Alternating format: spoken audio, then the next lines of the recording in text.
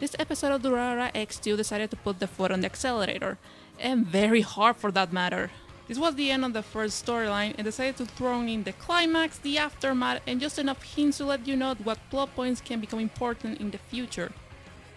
It came and flew by at an enormous speed, and at moments it became hard to follow.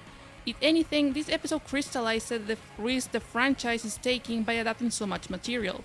It can be a real pain not only to follow everything that is going on, but also remembering anything that can become important in the long run. However, that didn't stop this episode from being an immensely entertaining ride.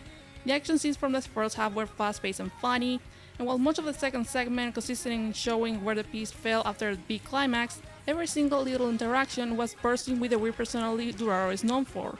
I only wish that these segments were a bit longer. The other complaint that I have with episode 4 is that the animation took some major drops in the first half.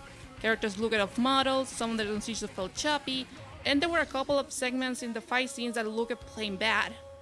As for the slight foreshadowing for future plotlines, it seems that Aoba, who was just introduced in this arc, has a lot more going for than what it seems. The local Yakuza are apparently on the move, and probably the most interesting developments on this episode, Saika is back, and Isaiah seems to be getting ready for unleashing some large-scale operation, and that's one thing that I really like it. As wacky and weird as these events can get, they were just an appetizer for what is to come. And if you have seen the previous season of Durarara, then you know I am telling the truth. Join me next week as X2 officially enters its second arc. And remember, Durarara X2 is available legally on Crunchyroll and Hulu. See you next time.